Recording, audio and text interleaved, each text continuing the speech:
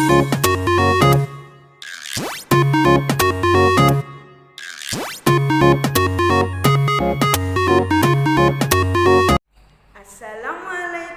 warahmatullahi wabarakatuh.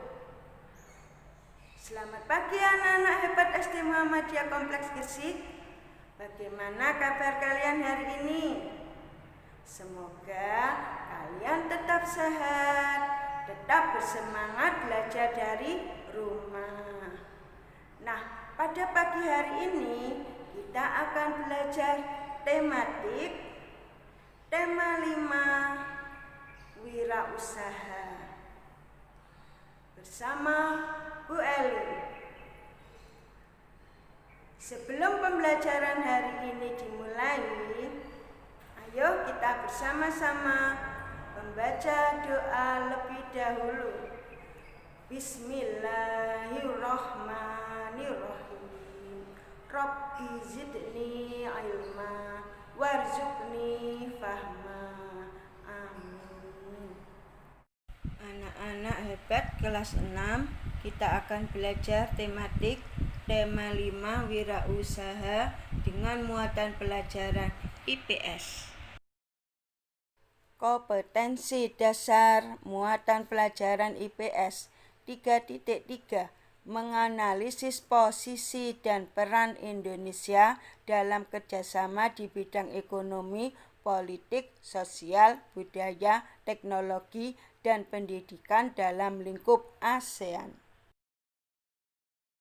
Anak-anak, tujuan pembelajaran kita kali ini adalah 1. Siswa mampu mengidentifikasi posisi dan peran Indonesia di bidang ekonomi dalam lingkup ASEAN secara terperinci. 2. Siswa mampu mengidentifikasi komoditas yang diekspor Indonesia ke berbagai negara ASEAN secara tepat. 3. Siswa mampu menjelaskan posisi dan peranan Indonesia di bidang ketenagakerjaan dalam lingkup ASEAN secara tepat. Peran dan posisi Indonesia dalam perekonomian ASEAN. Negara anggota ASEAN mempunyai potensi sumber daya ekonomi yang berbeda-beda. Agar kebutuhan setiap negara terpenuhi, negara anggota ASEAN menjalin kerjasama dalam bidang ekonomi. Indonesia sebagai negara anggota ASEAN turut serta dalam kerjasama tersebut. Berikut adalah beberapa peran dan posisi Indonesia dalam perekonomian ASEAN. 1. Membuka pusat promosi ASEAN. Indonesia termasuk negara pendiri pusat promosi ASEAN di Tokyo, Jepang. Promosi ini meliputi sektor perdagangan, pariwisata, dan investasi. Pembukaan pusat promosi ini dilakukan di Jepang, yang merupakan negara yang mempunyai perkembangan cepat dalam berbagai sektor. 2. Menyediakan cadangan pangan ASEAN. Indonesia termasuk negara penyedia cadangan pangan ASEAN. Selain Indonesia, negara penyedia cadangan pangan ASEAN adalah Malaysia, Filipina, Thailand, dan Singapura. Tahukah anak-anak, beberapa negara ASEAN seperti Indonesia, Thailand, dan Vietnam terkenal sebagai lumbung padi ASEAN. Cadangan pangan tersebut disiapkan untuk kondisi darurat, meliputi bencana dan krisis makanan di wilayah ASEAN. Lanjut yang ketiga anak-anak, membangun proyek industri bersama. Indonesia berperan dalam mendirikan proyek industri bersama. Contoh proyek industri bersama yang sudah dijalin adalah pabrik pupuk di Aceh dan Malaysia, pabrik tembaga di Filipina, pabrik diesel di Singapura, proyek vaksin di Singapura, proyek abu soda di Thailand. Nah, yang keempat anak-anak, membentuk kerjasama di bidang koperasi. Indonesia berperan dalam mendirikan koperasi ASEAN atau yang disebut dengan ACO, singkatan dari ASEAN Cooperative Organization. Koperasi ASEAN bertujuan untuk memperkokoh ekonomi negara-negara anggota ASEAN. Lanjut Selanjutnya, membentuk kawasan perdagangan bebas yang disebut ASEAN Free Trade Area atau AFTA, merupakan bentuk kerjasama negara-negara ASEAN di bidang ekonomi. Kerjasama tersebut berupa pengelolaan produk-produk lokal yang ada di negara-negara ASEAN. Bagi Indonesia, anak-anak, kerjasama tersebut dapat meningkatkan pendapatan negara dan mengurangi pengangguran. Kita lanjutkan anak-anak. Pengaruh penyelenggaraan SEA Games terhadap perekonomian Indonesia. Negara-negara ASEAN melakukan banyak kerjasama untuk mengembangkan prestasi dan potensi ekonomi masyarakatnya. Salah satu kerjasama tersebut adalah penyelenggaraan SEA Games. SEA Games merupakan festival olahraga terbesar se-Asia Tenggara. SEA Games diadakan setiap 2 tahun sekali. Tahu kan anak, SEA Games itu yaitu pesertanya negara-negara anggota ASEAN. Lanjut, tujuan penyelenggaraan SEA Games adalah meningkatkan kerjasama, menyatukan pemahaman, dan mempererat hubungan negara-negara di kawasan Asia Tenggara. Anak-anak, pada SEA Games ke-26 tahun 2011, Indonesia dipercaya kembali untuk menjadi tuan rumah. Sebelumnya, Indonesia pernah menjadi tuan rumah pada tahun 1979, 1987, dan 1997. Penyelenggaraan SEA Games ke-26 dipusatkan di Kota Palembang dan Jakarta. Penyelenggaraan SEA Games ke-26 berpengaruh terhadap peningkatan ekonomi Provinsi Sumatera Selatan dan DKI Jakarta. Pengaruh tersebut antara lain sebagai berikut. 1. Terserapnya tenaga kerja untuk pembangunan sarana dan prasarana SEA Games. 2. Meningkatkan kebutuhan jasa transportasi, hotel, restoran, dan objek wisata. 3. Meningkatkan penjualan produk lokal seperti kaos, gantungan kunci, patung, boneka maskot SEA Games, kain songket, dan ukiran kayu dengan motif khas daerah. Selanjutnya anak-anak, komoditas ekspor dan impor Indonesia. Contoh kegiatan wirausaha yang ada di sekitar kita yang menggunakan sumber daya berasal dari dalam negeri dan dari luar negeri.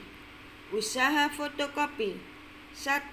Sumber daya dari dalam negeri berupa tenaga kerja, kertas, dan teknisi servis. 2. Sumber daya dari luar negeri berupa mesin dan spare part mesin fotokopi. Sedangkan manfaat usaha fotokopi bagi kita adalah membantu kita dalam memperbanyak dokumen atau berkas. Contoh selanjutnya yaitu usaha pangkas rambut. 1. Sumber daya dari dalam negeri berupa sumber daya manusia, kursi, meja, dan kaca. Yang nomor 2, sumber daya dari luar negeri berupa mesin cukur dan peralatan lainnya. Sedangkan manfaat usaha pangkas rambut bagi kita adalah memudahkan kita untuk memangkas rambut kita yang sudah panjang. Dalam menjalankan roda perekonomian, suatu negara tidak dapat berdiri sendiri, namun diperlukan kerjasama dengan negara lain. Salah satu contohnya adalah kerjasama di antara negara-negara ASEAN. Jadi anak-anak, kegiatan mendatangkan atau memasukkan barang dagangan atau komoditas dari luar negeri disebut mengimpor.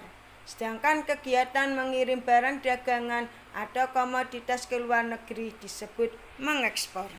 Tahukah anak-anak, kerajinan batik dan gerabah kasongan adalah 2 contoh wirausaha yang telah mengekspor produk ke luar negeri, khususnya ke negara-negara ASEAN.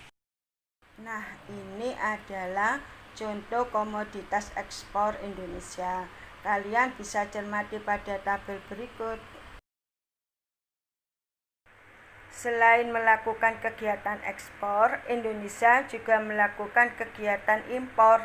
Berikut komoditas impor Indonesia dari negara anggota ASEAN lainnya. Coba kalian cermati pada tabel berikut ini. Nah, anak-anak, ini juga kamu perhatikan dan kamu cermati komoditas ekspor Indonesia dan impor Indonesia beserta negara tujuannya. Nah, anak-anak, selanjutnya kita akan belajar posisi dan peran Indonesia di bidang ketenaga kerjaan dalam lingkup ASEAN. Apakah MEA itu? MEA adalah singkatan dari Masyarakat Ekonomi ASEAN.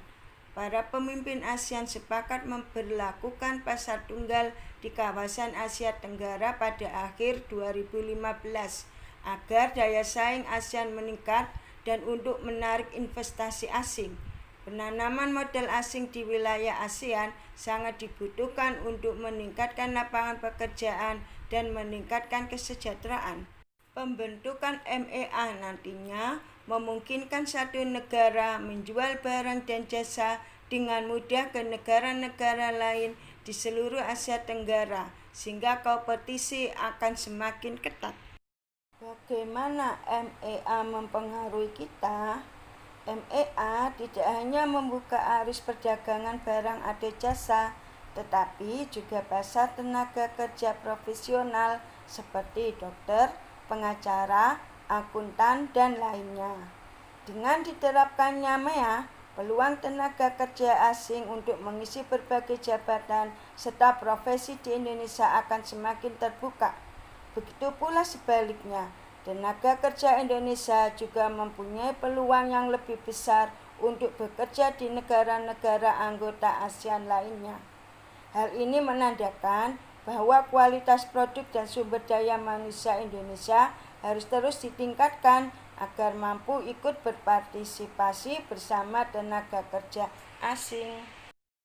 Anak-anak, apa keuntungan MEA bagi Indonesia dan negara-negara ASEAN lainnya? Riset terbaru dari Organisasi Perburuhan Dunia atau ILO menyebutkan pembukaan pasar tenaga kerja mendatangkan manfaat yang besar. Selain dapat menciptakan jutaan lapangan pekerjaan baru, hal ini juga dapat meningkatkan kesejahteraan 600 juta orang yang hidup di Asia Tenggara. ILO memperkirakan bahwa permintaan tenaga kerja profesional akan naik 41% atau sekitar 14 juta di tahun 2015. Sementara permintaan akan tenaga kerja kelas menengah akan naik 22%, atau 38 juta. Sementara tenaga kerja level rendah meningkat 24% atau 12 juta. Nah, anak-anak, alhamdulillah untuk materi IPS tema 5 sudah selesai. Silakan dipahami dengan baik ya. Terima kasih telah menyimak video ini. Sekian. Wassalamualaikum warahmatullahi wabarakatuh.